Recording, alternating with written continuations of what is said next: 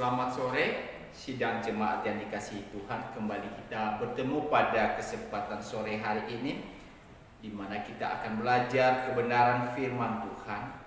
Namun sebelumnya kita memuliakan Tuhan dengan pujian hymnos nomor 48. Ku memuji namamu, bait pertama sampai dengan ketiga.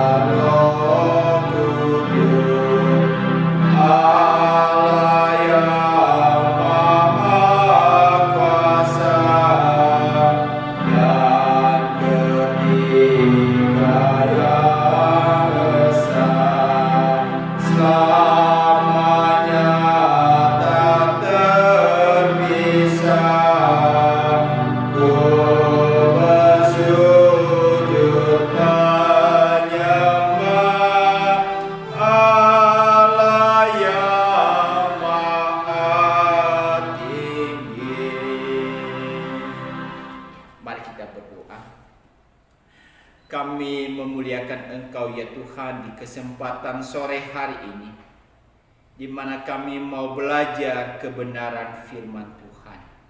Kami bersyukur karena sepanjang hari ini Tuhan telah menolong dan memelihara kami. Terima kasih untuk segala penyertaan dan pemeliharaan-Mu bagi kami. Dan biarlah juga pada kesempatan sore hari ini di mana kami belajar firman Tuhan, Tuhan tolong kami sehingga kami boleh mengerti dan memahami apa yang harus kami lakukan sebagai umat yang telah Engkau selamatkan. Terima kasih, berkati waktu ini, pimpin hamba-Mu yang akan mengajarkan firman Tuhan, dan berkati kami semua jemaat yang belajar firman Tuhan dimanapun kami berada saat ini. Terima kasih, kami serahkan waktu ini dan segala hal-hal yang mengganggu kami di dalam Kristus Yesus, dan oleh kuasa Roh-Mu yang kudus kami hancurkan. Tetapi biarlah Engkau sendiri yang boleh menolong dan menaungi kami saat ini. Terpujilah Engkau ya Tuhan, di dalam Kristus Yesus Tuhan kami meletakkan jam pembelajaran firman Tuhan ini. Amin. Bapak Ibu dan semua yang dikasihi Tuhan, sekali lagi kita akan melanjutkan belajar firman Tuhan, di mana di seri kita, di Bible Study kita kesempatan sore hari ini kita akan belajar melanjutkan pembelajaran sebelumnya, yaitu dari surat Petrus. Maka saat ini kita akan membaca surat Petrus yang pertama, ayat yang ketiga sampai dengan ayat yang kelima. Kita membaca surat Petrus yang pertama, ayat yang ketiga sampai dengan ayat yang kelima. Demikian firman Tuhan kepada kita. Terpujilah Allah dan Bapa Tuhan kita Yesus Kristus, yang karena rahmat-Nya yang besar telah melahirkan kita kembali oleh kebangkitan Yesus Kristus dari antara orang mati kepada suatu hidup yang penuh pengharapan, untuk menerima suatu bagian yang tidak dapat binasa, yang tidak dapat cemar, dan yang tidak dapat layu, yang tersimpan di surga bagi kamu, yaitu kamu yang terpelihara dalam kekuatan Allah karena imanmu, sementara kamu menantikan keselamatan yang telah tersedia untuk dinyatakan pada zaman akhir. Ya, demikian Bapak, Ibu, dan Saudara, di dalam perikop yang kita baca pada sore hari ini, saya akan membagi di dalam 3 sesi ini. Ya, tapi hari ini kita akan belajar di dalam sesi yang pertama dengan sebuah tema yang kita angkat Bapak, Ibu, dan Saudara, atau kita pelajari di sore hari ini adalah tentang penyembahan. Saya percaya bahwa kita semua mengenal kata penyembahan. Bahkan kita sering berkata kita sedang menyembah kepada Tuhan. Kita melakukan rutinitas kita sebagai bentuk syukur kita, dan kita melakukan itu dalam bentuk penyembahan kita kepada Allah. Jadi inilah yang akan kita coba pelajari di kesempatan sore hari ini. Baik itu alasan dan tujuan daripada penyembahan kita. Kalau kita perhatikan di dalam bagian yang ditulis oleh Petrus di sini, Bapak, Ibu, dan Saudara, di ayat 3 tadi dikatakan, terpujilah Allah dan Bapa Tuhan kita Yesus Kristus. Jadi kalau kita melihat di dalam bagian ini, yang pertama yang diajarkan oleh penulis ini atau murid Tuhan Yesus yang bernama Petrus itu, siapa yang menjadi objek penyembahan kita?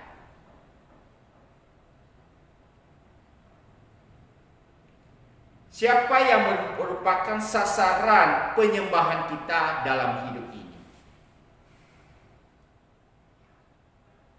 Maka kewajiban yang dijalankan sebagai umat Tuhan yaitu memuji Allah dan Bapa Tuhan kita Yesus Kristus. Makanya di dalam kalimat ini tadi berkata, terpujilah Allah dan Bapa Tuhan kita Yesus Kristus. Saudara-saudara, kalau kita perhatikan di dalam bagian ini ada 3, yaitu Allah, kemudian Bapa Tuhan kita, kemudian Yesus Kristus. Ya, di dalam kita belajar tentang doktrin Tritunggal, di mana kita mengenal Allah Bapa, Allah Anak, dan Allah Roh Kudus. Nah, di sini hanya menggunakan 2 oknum di sini, yaitu apa? Allah, kemudian Yesus Kristus, yaitu Tuhan kita Yesus Kristus. Jadi ada 2 oknum yang dituliskan di sini, Bapak, Ibu, dan Saudara, yang sama-sama menjadi objek daripada penyembahan kita. Sekali lagi, bukan berarti orang Kristen itu memiliki banyak Tuhan dalam hidupnya, tapi satu Allah. Tapi di dalam pribadi yang sudah dijelaskan di sini adalah 2 pribadi. Sekali lagi, di dalam doktrin kita mengenal 3 pribadi, tapi di sini secara khusus bicara 2 pribadi, yaitu Allah dan Yesus Kristus. Nah, ini yang menjadi sasaran atau objek penyembahan daripada setiap orang percaya. Kenapa, Bapak, Ibu, dan Saudara? Dia yang menjadi objek kita. Kenapa kita tidak boleh mengalihkan perhatian kita atau objek penyembahan kita kepada hal-hal yang lain dalam hidup ini? Dikatakan di sini tadi, dia adalah Allah. Dia adalah Tuhan. Dia adalah Raja. Jadi kalau kita bicara tentang Tuhan Raja dalam bagian ini menyatakan kepada kita tentang Allah yang menjadi objek penyembahan kita itu bukanlah Allah yang mati atau Allah yang tidak bisa berbuat sesuatu. Tetapi kalau di dalam surat Petrus ini mengajarkan umat Tuhan untuk menyembah kepada Allah, yaitu Raja atau Tuhan bagi kita, maka Petrus memahami itu dalam pengertian dia adalah penguasa yang berdaulat atas segala sesuatu. Jadi ini harus pemahaman yang baik kita perhatikan di sini. Ketika Alkitab mengajak kita untuk menyembah kepada Allah, yaitu Bapa Tuhan kita Yesus Kristus, maka yang harus ada di dalam pemikiran kita, pemahaman kita, Allah yang kita sembah itu adalah penguasa yang berdaulat. Artinya dia memiliki hak atas segala sesuatu di dalam dunia ini.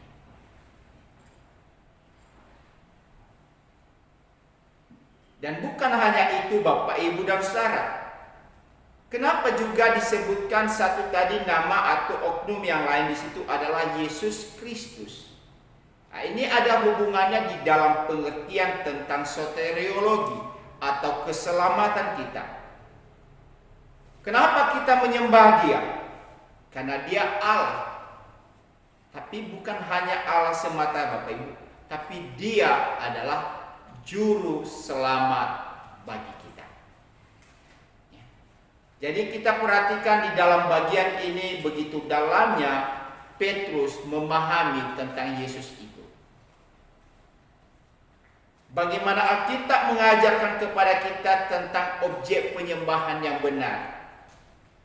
Itulah sebabnya Bapak Ibu dan Saudara, ketika kita bicara tentang yang kita sembah atau objek penyembahan kita, maka kita senantiasa memikirkan apakah yang kita sembah itu adalah memang yang berdaulat atas segala sesuatu, atau yang bisa kita atur sedemikian rupa. Tentu tidak, karena Allah yang kita kenal itu adalah Allah yang berdaulat atas segala sesuatu dalam hidup ini. Dia bertindak, Dia berkuasa, Dia bisa melakukan segala apapun dalam hidup ini. Maka di dalam bagian pertama, mari kita melihat Bapak Ibu dan Saudara objek penyembahannya kita laksanakan atau kita lakukan sebagai umat Tuhan. Yang kedua yang kita perhatikan di sini, yang dituliskan oleh Petrus di sini, kalau ada objek penyembahan kita adalah Allah, atau objek pujian kita itu adalah Allah, tentu ada alasannya kita harus memuji Dia.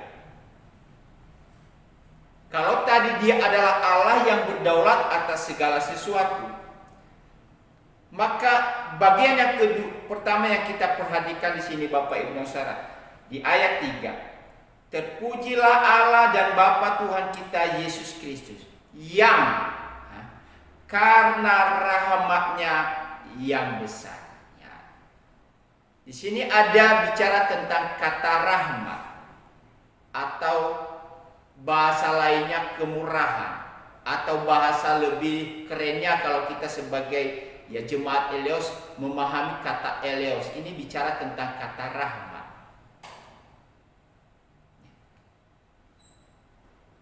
Artinya apa Bapak Ibu dan Saudara?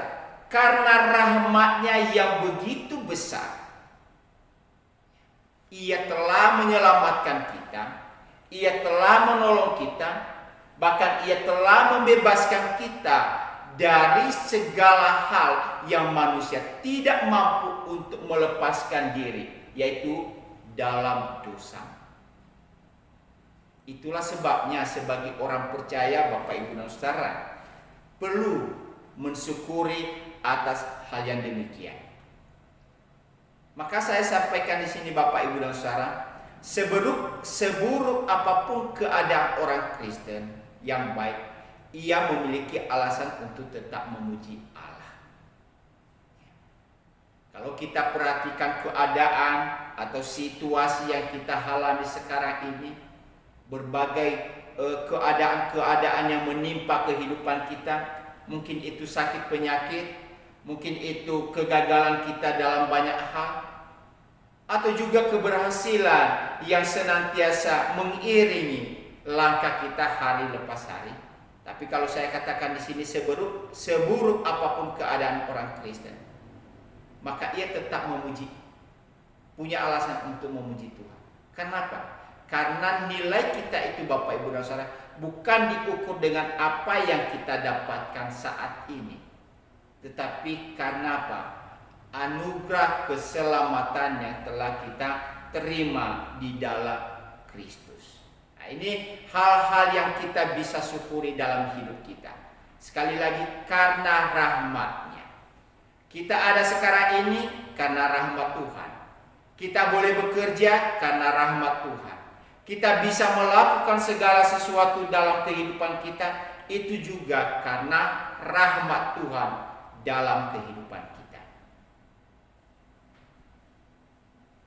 Maka sebagai orang Kristen itu, kalau kita coba menelusuri kehidupan kita, melihat masa lalu kita sampai hari ini, kita boleh melewati, Bapak Ibu dan Saudara, banyak hal yang boleh terjadi dalam hidup kita.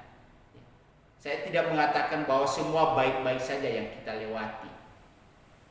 Perjalanan iman kita kepada Tuhan itu naik turun, iman kita juga banyak mengalami godaan, cobaan dan lain sebagainya. Dan sekali lagi, kalau kita boleh ada pada sore hari ini, kita boleh sehat, kita boleh diberikan nafas kehidupan, kita bisa beraktivitas, entah apa aktivitas kita saat ini, itu semata-mata karena rahmat Tuhan, kemurahan Tuhan. Maka karena itu penulis kitab Petrus ini mengatakan kepada kita, tidak ada alasan bagi seseorang yang telah memahami Tuhan untuk tidak memuliakan Tuhan. Yang kedua yang kita perhatikan di sini, Bapak Ibu dan Saudara, kalau penulis dikatakan di sini adalah karena rahmat-Nya yang besar telah melahirkan kita kembali oleh kebangkitan Yesus Kristus dari antara orang mati. Nah, di sini bicara tentang apa? Yaitu pembaharuan hidup. Adanya pembaharuan hidup yang terjadi bagi kita, Bapak Ibu dan Saudara. Kenapa ada pembaharuan hidup yang dimaksudkan di sini? Memang disinggung di dalam kalimat ini, yang telah melahirkan kita kembali oleh kebangkitan Yesus Kristus dari antara orang mati. Nah, tentu ini harus kita pahami dalam kerangka pemikiran daripada penulis kitab Petrus. Dia melihat, dia memahami bahwa manusia adalah kehilangan harapan dalam hidupnya. Manusia yang telah jatuh dalam dosa, maka ia akan kehilangan harapan-harapan dalam hidupnya. Ia tidak akan bisa mencapai masa depan yang baik dalam hidupnya, apalagi bicara tentang kehidupan yang kekal. Jadi dia akan kehilangan sukacita dalam hidupnya. Tetapi melalui kematian Yesus Kristus di atas kayu salib, kemudian dilanjutkan tentang kebangkitan Yesus dari antara orang mati, makanya di dalam bagian ini apa? Telah membawa kelahiran kembali kepada kita. Yang diwujudkan apa? Adanya pembaharuan hidup. Pembaharuan hidup yang pertama yang saya maksudkan kepada kita, Bapak Ibu dan Saudara, yaitu sebagai orang percaya, kita ini pasti punya pengharapan dalam hidup ini. Orang percaya harus punya pengharapan. Pengharapan yang kita miliki adalah pengharapan yang bersifat kekal adanya. Karena ada pengharapan dalam hidup kita. Sekali lagi, itulah sebabnya penulis kitab ini mengajak kita untuk apa? Hidup selalu bersyukur kepada Tuhan. Dia memperbaharui kehidupan kita. Kalau orang berdosa, hidup di dalam keputusasaan oleh karena dampak daripada dosa, dia tidak akan menikmati hidup kekal. Tetapi orang percaya yang ada di dalam Kristus, maka akan mengalami pembaharuan hidup, yaitu kehidupan yang penuh pengharapan. Kemudian pengharapan orang Kristen itu adalah pengharapan yang hidup, bukan pengharapan yang mati, Bapak Ibu dan Saudara. Makanya dikatakan di ayat ini apa? Telah melahirkan kita kembali oleh kebangkitan Yesus Kristus dari antara orang mati kepada suatu hidup yang penuh pengharapan. Pengharapan kita adalah pengharapan yang memiliki nilai, yang berarti, yang berharga. Ya, tadi saya katakan pengharapan orang Kristen itu adalah pengharapan yang hidup. Jadi kita tidak pernah memberikan pengharapan kita kepada hal yang mati atau yang sementara. Tapi pengharapan kita adalah pengharapan yang kekal adanya, yang bernilai kekal adanya. Makanya dikatakan di sini adalah sebuah pengharapan yang hidup. Lalu apa yang menjadi dasarnya, Bapak Ibu dan Saudara?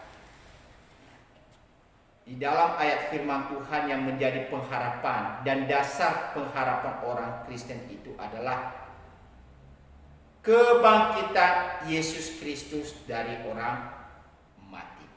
Penulis Petrus mengatakan itu. Demikian juga penulis kitab Kolose, Bapak Ibu dan Saudara, yaitu Rasul Paulus.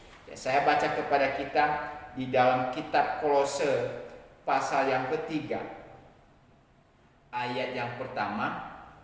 Saya baca kepada kita, karena itu, kalau kamu dibangkitkan bersama dengan Kristus, carilah perkara yang di atas, di mana Kristus ada, duduk di sebelah kanan Allah. Jadi ada satu pengharapan di dalam kehidupan kita yang didasarkan dari kebangkitan Yesus Kristus dari antara orang. Jadi kehidupan kita bukan kehidupan di dalam kesia-siaan. Kalau kita pun menjalani kehidupan di tengah-tengah dunia ini yang penuh dengan penderitaan, Bapak Ibu, itu adalah sebuah hal yang memang kita jalani. Hal yang perlu kita lewati dalam iman percaya kita. Bahwa di tengah-tengah dunia ini ada senang, iya. Ada susah, iya.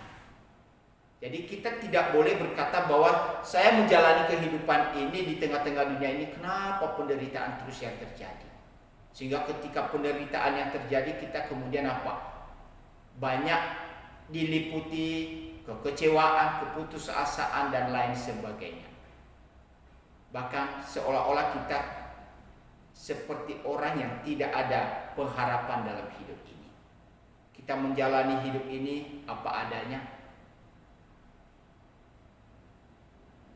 Mari Bapak Ibu dan Saudara, di dalam bagian ini mengajak kita sebagai orang Kristen, sebagai orang yang telah percaya kepada Tuhan, kita memiliki pengharapan dalam hidup ini. Karena Kristus telah bangkit dari antara orang mati. Dia adalah sumber atau dasar daripada pengharapan kita. Kebangkitan Kristus menyatakan kepada kita bahwa hidup kita ini sebenarnya bukan hanya tertuju kepada dunia yang sementara ini, tetapi juga kepada hal-hal yang berkaitan di masa yang akan datang. Jadi mari selalu memiliki pengharapan dalam hidup ini. Kiranya melalui belajar firman Tuhan pada kesempatan hari ini boleh menolong kita dan memberkati kita. Amin.